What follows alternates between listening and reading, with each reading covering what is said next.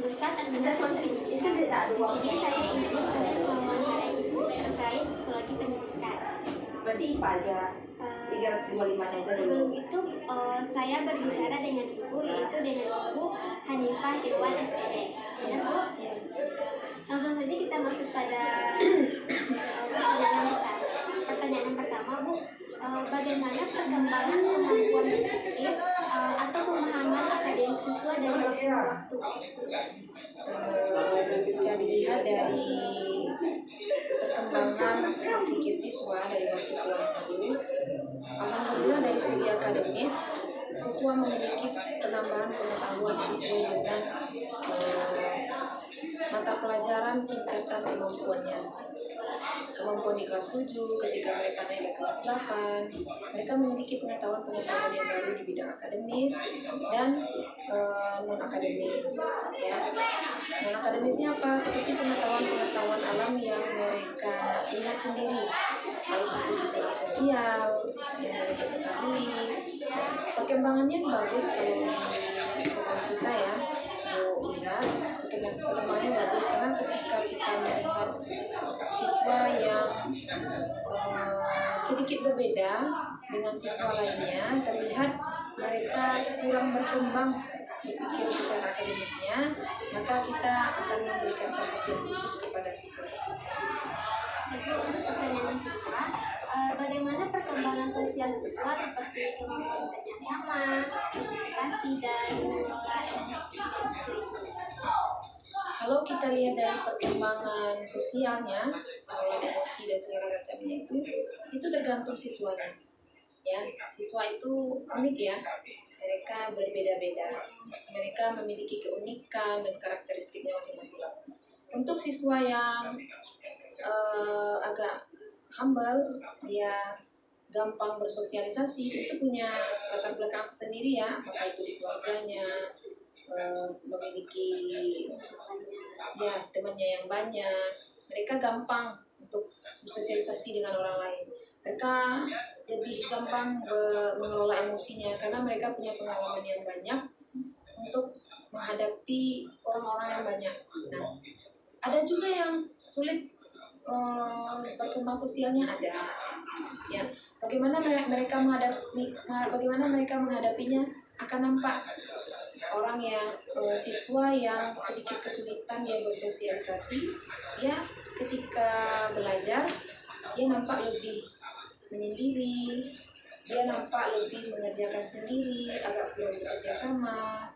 Tentang terkait emosi, ada juga siswa yang sulit mengendalikan emosi. Kita punya siswa yang sulit mengendalikan emosi, tapi alhamdulillah sekarang sudah agak lebih gampang ya mengendalikan emosi karena berobat juga, karena ada seiring perkembangan waktu juga kita berikan pelayanan, sudah ada perkembangan yang sudah dilakukan. Untuk pertanyaan selanjutnya, bagaimana pengaruh teman sebaya dalam membentuk perkembangan sikap dan perilaku siswa? Teman sebaya sangat bermanfaat, ya, sangat berpengaruh terhadap perkembangan siswa. Kenapa? Di masa SMP ini siswa dia lebih memiliki kedekatan dengan teman-temannya.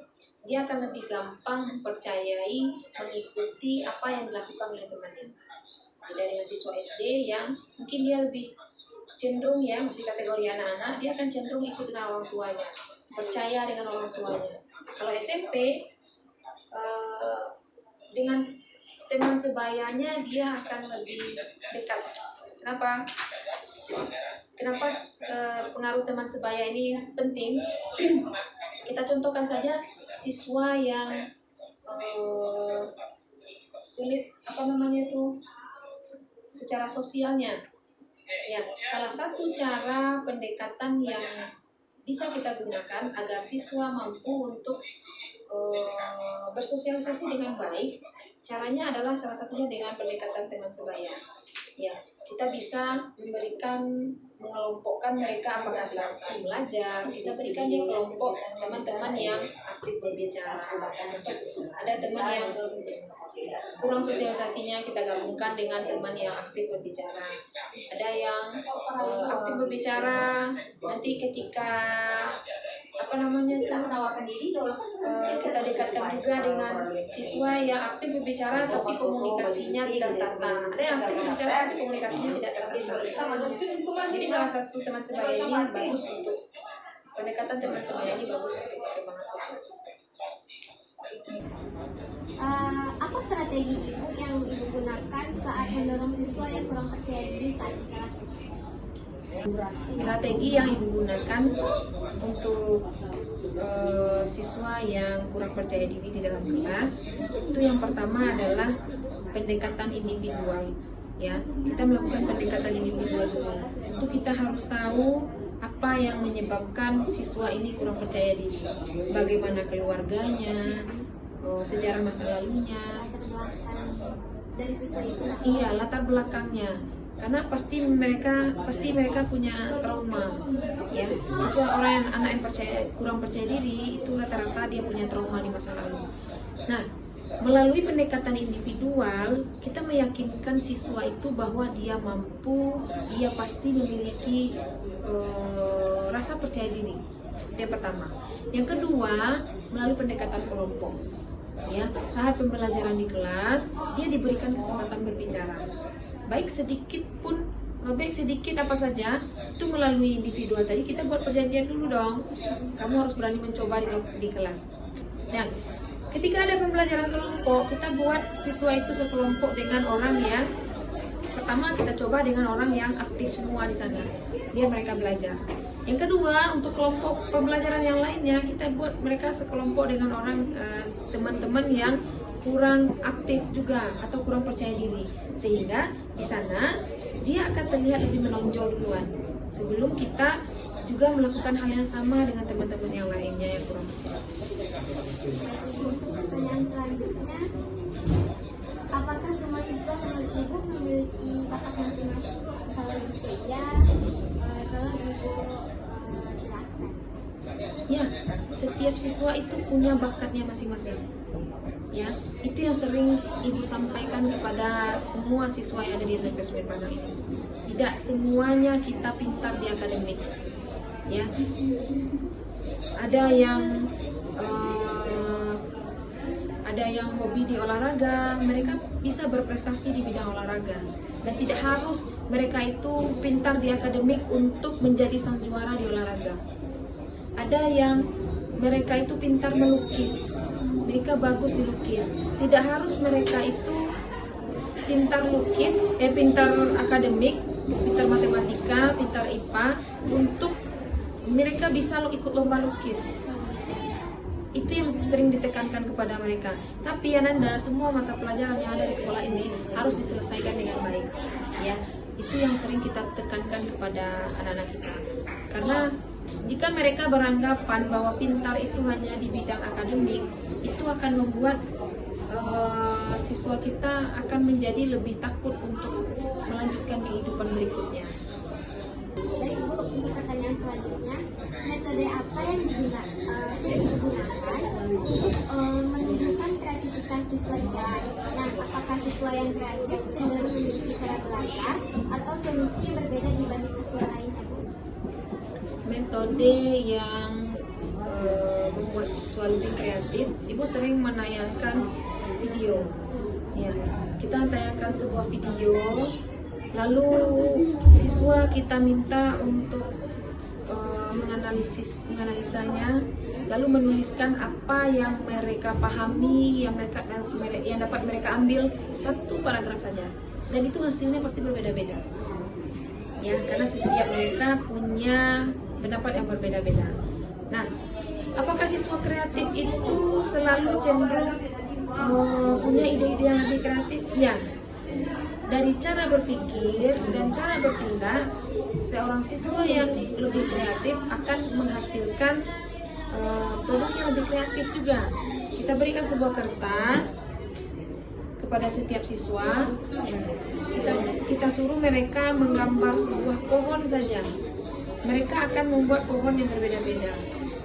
Lalu kita minta kepada siswa buat kertas itu untuk menjadi sebuah karya. Mereka akan membuat hal yang berbeda. Ada yang membuat pesawat, ada ada yang buat kapal, ada yang tidak terpikir oleh orang, ada yang buat helikopter. Oh iya. Jadi tergantung kreativitas mereka masing-masing. Apa pemicunya? Pemicunya adalah tantangan yang sudah mereka lakukan sebelumnya. Tapi ada nggak Bu, misalnya kayak bingung mau bikin apa? Ada. Mereka kebingungan dan sering melihat kiri kanan. Saya buat apa ya? Saya buat apa ya? Akhirnya mereka buat hal yang paling simpel. Mereka buat pesawat, mereka buat kapal. Baik Bu, untuk pertanyaan selanjutnya, apakah ada perbedaan Bu antara siswa yang cepat memahami informasi dengan yang lambat? Bagaimana Ibu menghadapi?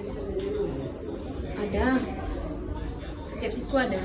Perbedaan siswa yang cepat memahami informasi dengan yang lambat memahami informasi ada. Makanya setiap kali aku memberikan informasi itu sering bertanya ulang lagi ke 3 orang minimal.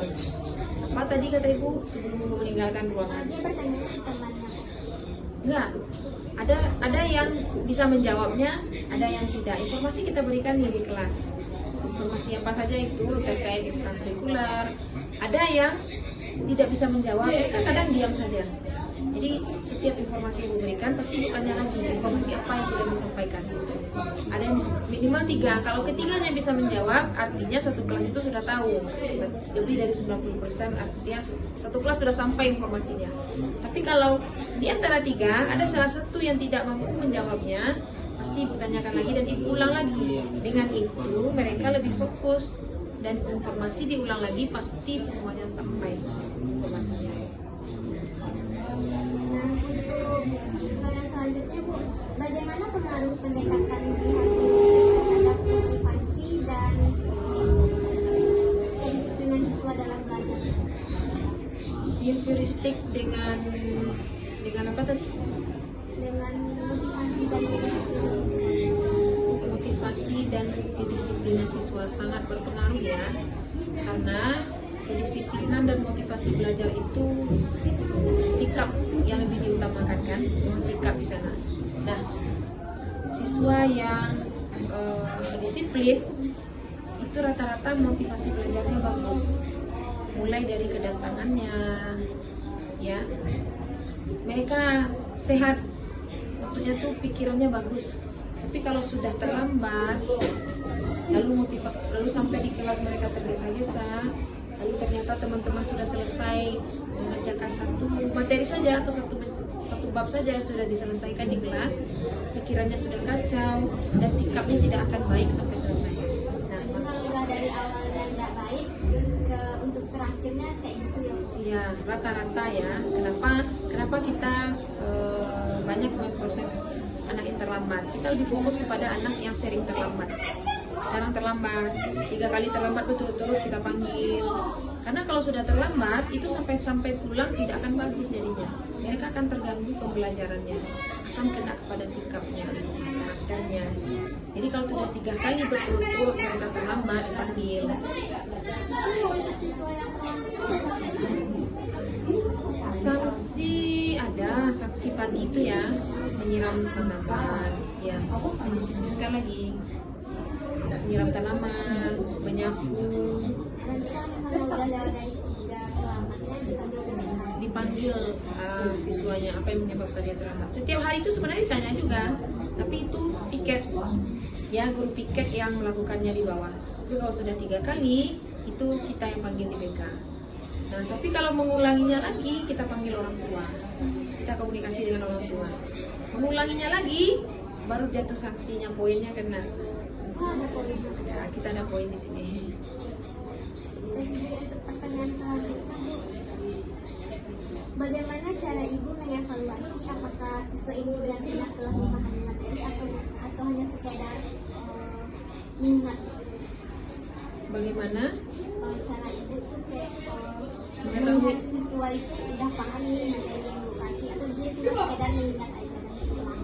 Kalau di BK, ya, kita ada evaluasi proses, ada evaluasi hasil. Kalau di mata pelajaran beda lagi ya. Kalau di BK, layanan klasikal itu ada evaluasi proses, ada evaluasi hasil. Evaluasi proses dilihat saat proses pembelajaran di kelas, saat pemberian pelayanan klasikal di kelas. Nampak ketika antusias siswa, ketika mereka lebih nanggu, fokus. Lalu kata ibu, silakan keluarkan pena, langsung mengeluarkan pena. Atau ngangguknya itu ternyata menenun, kan beda lagi tuh. Ya, itu evaluasi proses. Kita lihat selama proses pembelajaran, pemberian pelayanan klasikal. Terakhir, kedua itu evaluasi hasil. Nah, evaluasi hasil banyak juga jenisnya yang bisa kita gunakan. Contohkan saja satu, itu setiap selesai pemberian pelayanan klasikal, itu kita berikan beberapa pertanyaan mengenai materi yang sudah kita jelaskan saat itu. Nah, pada kumpulkan kertasnya, hasil mereka pasti berbeda-beda. Nampak pemahamannya ya dari sana, dari evaluasi proses dan evaluasi hasil. Nah, masuk pada pertanyaan kedua ya sih, Bu. Bagaimana cara Ibu menjaga agar semua siswa tetap merasa dihargai dan tetap termotivasi walaupun kemampuan mereka berbeda-beda? Jadi di kelas, baik di kelas maupun di luar saat jam pembelajaran, kita lakukan hal yang sama kepada semua peserta didik.